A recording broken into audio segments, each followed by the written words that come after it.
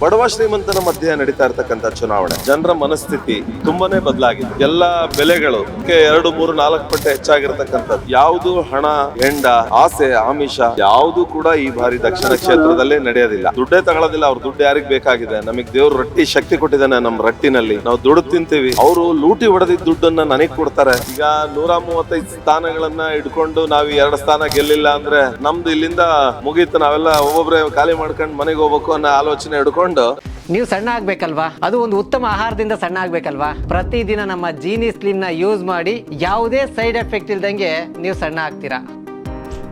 ದಾವಣಗೆರೆ ದಕ್ಷಿಣ ವಿಧಾನಸಭಾ ಕ್ಷೇತ್ರ ಸಾಕಷ್ಟು ಚುನಾವಣೆಗಳನ್ನ ರಂಗೇರಿರ್ತಕ್ಕಂಥದ್ದು. ಒಂದ್ ಕಡೆ ಈಗಾಗಲೇ ಶ್ರೀನಿವಾಸ್ ದಾಸ್ಕರಪ್ಪನವ್ರ ಜೊತೆ ಈಗಾಗಲೇ ಸಾಕಷ್ಟು ಚುನಾವಣಾ ಪ್ರಚಾರದಲ್ಲಿ ಪಾಲ್ಗೊಂಡಿರ್ತಕ್ಕಂಥ BG ಅಜಯ್ ಕುಮಾರ್ ಅವರು ನಮ್ಮ ಜೊತೆಗೆ ಇದ್ದಾರೆ. ಅವರನ್ನೇ ಮಾತಾಡಿಸ್ತೇನೆ.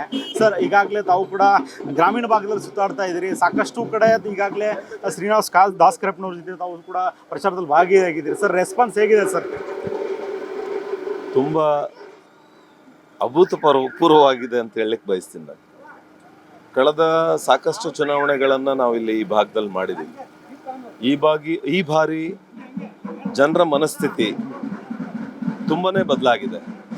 ಇದಕ್ಕೆ ಕಾರಣ ಏನು, ಕಾಂಗ್ರೆಸ್ನವರು ಈ ಬಿಟ್ಟಿ ಭಾಗ್ಯಗಳನ್ನ ಜನರಿಗೆ ತೋರಿಸಿ ಏನು ದುರಾಡಳಿತವನ್ನು ನಡೆಸ್ತಾ ಇದ್ದಾರೆ. ಏನು ಎಲ್ಲ ಬೆಲೆಗಳು 1, 2, 3, 4 ಪಟ್ಟು ಹೆಚ್ಚಾಗಿರ್ತಕ್ಕಂಥದ್ದು. ಅದನ್ನೆಲ್ಲ ನೋಡಿ ಜನರ ತೀರ್ಮಾನ ತಗೊಂಡಿದ್ದಾರೆ, ಬದಲಾವಣೆ ಬಯಸ್ತಾ ಇದ್ದಾರೆ. ಈ ಬಾರಿ ನಾವು ಮತ್ತೆ ಕಾಂಗ್ರೆಸ್ಸಿಗೆ ಮತವನ್ನ ಹಾಕಿದ್ವಿ ಅಂದ್ರೆ ಇದೇ ಪರಿಸ್ಥಿತಿ ಮುಂದುವರಿಯುತ್ತೆ. ಹಾಗಾಗಿ ಅಭಿವೃದ್ಧಿಯ ಚಿಂತನೆಯನ್ನು ಹಿಡ್ಕೊಂಡಿರ್ತಕ್ಕಂಥ ಭಾರತೀಯ ಜನತಾ ಪಕ್ಷಕ್ಕೆ ನಾವು ಮತವನ್ನ ಹಾಕಿದ್ರೆ ನಾವೆಲ್ಲ ನೆಮ್ಮದಿಯ ಜೀವನವನ್ನ ಸಾಗಿಸ್ಬೋದು ಅನ್ನೋ ಒಂದು ನಿಟ್ಟಿನಲ್ಲಿ ಜನರು ತೀರ್ಮಾನ ತಗೊಂಡಿದ್ದಾರೆ. ನಾವು ಈ ಗ್ರಾಮೀಣ ಭಾಗದಲ್ಲಿ ಏನು ತುರ್ಚುಗಟ್ಟ ಗ್ರಾಮಕ್ಕೆ ಬಂದಿದ್ದೀವಿ. ನಾವು ಆ ಜನಸ್ತೋಮ ನೋಡ್ರಿ, ಅವರೆಲ್ಲ ವೈಯಕ್ತಿಕವಾಗಿ ಭಾರತೀಯ ಜನತಾ ಪಕ್ಷವನ್ನ ಗೆಲ್ಸ್ಬೇಕು ಅಂತ ಹೇಳಿ ಬಂದಿರತಕ್ಕಂಥವ್ರು. ಆಮೇಲೆ ನಾನು ಇನ್ನೊಂದು, ಈ ಬಾರಿ ಯಾವುದು ಹಣ, ಹೆಂಡ, ಆಸೆ, ಆಮಿಷ ಇದ್ಯಾವುದು ಕೂಡ ಈ ಬಾರಿ ದಕ್ಷಿಣ ಕ್ಷೇತ್ರದಲ್ಲೇ ನಡೆಯೋದಿಲ್ಲ. ಜನರು ಅವರೇ ಹೇಳ್ತಾರೆ. ಜನರು ಮನುಷ್ಯ ಕೊಟ್ಟಿದ್ದು ಮನೆ ತನಕ, ದೇವ್ರು ಕೊಟ್ಟಿದ್ದು ಕಡೆ ತನಕ.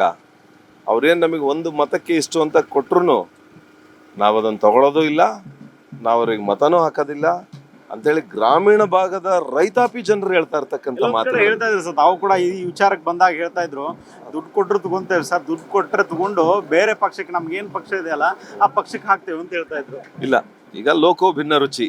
ಕೆಲವರು ಆ ಥರ ಹೇಳ್ತಾರೆ, ಕೆಲವರು ಈ ಥರ ಹೇಳ್ತಾರೆ. ನಾನು ಈಗ ಇಲ್ಲಿ ಬಂದಾಗ ಮಾತಾಡಿಸಿದಾಗ ದುಡ್ಡೇ ತಗೊಳ್ಳೋದಿಲ್ಲ. ಅವ್ರ ದುಡ್ಡು ಯಾರಿಗ್ ಬೇಕಾಗಿದೆ? ನಮಗ್ ದೇವ್ರು ರೊಟ್ಟಿ ಶಕ್ತಿ ಕೊಟ್ಟಿದ್ದಾನೆ. ನಮ್ಮ ರಟ್ಟಿನಲ್ಲಿ ನಾವು ದುಡ್ಡು ತಿಂತೀವಿ.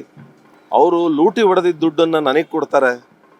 ಅದನ್ನ ನಾನು ಮನೆ ಮಕ್ಕಳಿಗೆಲ್ಲ ಆಹಾರ ಮಾಡಿ ಹಾಕ್ದೆ ಅಂದ್ರೆ ಆ ಕೆಟ್ಟ ಹಣದಿಂದ ನಾನು ಆಹಾರ ಮಾಡಿ ಅವ್ರಿಗೆ ಉಣಿಸಿದ್ರೆ ಅವ್ರ ಮನ್ಸಲ್ಲಿ ಕೆಟ್ಟ ಪರಿಣಾಮಗಳು ಬೀರಬಾರದು ಅನ್ನೋ ಕಾರಣಕ್ಕೆ ನನಗೆ ದುಡ್ಡು ಬೇಡ ಅಂತ ಪಾಪ ರೈತರು ಹೇಳ್ತಾ ಇದ್ದಾರೆ. ಎಲ್ಲೊಂದ್ ಕಡೆ ರಾಜ್ಯ ಸರ್ಕಾರದ ಪ್ರಮುಖ ಸಚಿವರು, ಈಗಾಗಲೇ DCM ಆಗಿರ್ಬೋದು, CM ಆಗಿರ್ಬೋದು, ರಾಜ್ಯ ಸರ್ಕಾರ ಸಚಿವ ಸಂಪುಟನೇ ದಾವಣಗೆರೆಯಲ್ಲಿ ಉಳಿದಿದೆಯಾ ಅಂತ. ಸರ್, ಮತ್ತೆ ಅವ್ರಿಗೆ ಪ್ರತಿಷ್ಠೆ ಆಗಿದೆ. ಈಗ 135 ಸ್ಥಾನಗಳನ್ನ ಇಟ್ಕೊಂಡು ನಾವ್ 2 ಸ್ಥಾನ ಗೆಲ್ಲಿಲ್ಲ ಅಂದ್ರೆ ನಮ್ದು ಇಲ್ಲಿಂದ ಮುಗೀತು. ನಾವೆಲ್ಲ ಒಬ್ಬೊಬ್ರೆ ಖಾಲಿ ಮಾಡ್ಕೊಂಡು ಮನೆಗೆ ಹೋಗ್ಬೇಕು ಅನ್ನೋ ಆಲೋಚನೆ ಹಿಡ್ಕೊಂಡು ಹಂಗಾಗಿ ಎಲ್ಲ ಬಿಟ್ಟಿದ್ದಾರೆ. ಇಲ್ಲಿ ಉಪಚುನಾವಣೆ ಬಾಗಲಕೋಟೆ ಮತ್ತು ಏನ್ ದಾವಣಗೆರೆ ದಕ್ಷಿಣ, ಬಾಗಲಕೋಟೆ ಎಷ್ಟು ಸದ್ದು ಮಾಡಿದೆ ಗೊತ್ತಿಲ್ಲ, ದಾವಣಗೆರೆ ದಕ್ಷಿಣ ಅಂತೂ ರಾಜಕಾರಣದಲ್ಲಿ ಬೇರೆ ರೀತಿ ಸದ್ದೇನೆ ಇದೆ ಅಂತ. ಸರ್, ಯಾಕೆ ಅಂದ್ರೆ ಸರ್, ಇದು ಜನರಲ್ ಕಾನ್ಸ್ಟಿಟ್ಯೂನ್ಸಿ.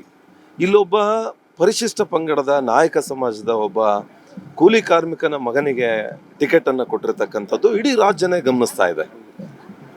ನಮ್ಮ ಭಾರತೀಯ ಜನತಾ ಪಕ್ಷದಲ್ಲಿ ಈ ರೀತಿಯ ಒಬ್ಬ ಬಡವನನ್ನ ಬೆಳೆಸ ಅಂತ ಒಂದು ಕೆಲಸ ಮಾಡುತ್ತೆ.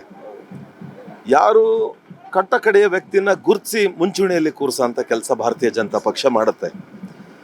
ಇದನ್ನ ಗಮನಿಸ್ತಾ ಇದ್ದಾರೆ ಜನ. ಹಾಗಾಗಿ ಇದು ಚುನಾವಣೆ, ಆಕ್ಚುಲಿ ನಾನು ಹೇಳಿದ್ದೀನಿ, ಬಡವ ಶ್ರೀಮಂತನ ಮಧ್ಯೆ ನಡೀತಾ ಇರ್ತಕ್ಕಂಥ ಚುನಾವಣೆ. ಅನಾದಿ ಕಾಲದಿಂದನೂ ನಾವು ನೋಡಿದ್ದೀವಿ. ಬಡವನಿಗೆ ಯಾವಾಗಲೂ ಜಯ ಸಿಕ್ಕಿರೋದು. ಶ್ರೀಮಂತನಿಗೆ ತಾತ್ಕಾಲಿಕ ಜಯ ಸಿಗುತ್ತೆ.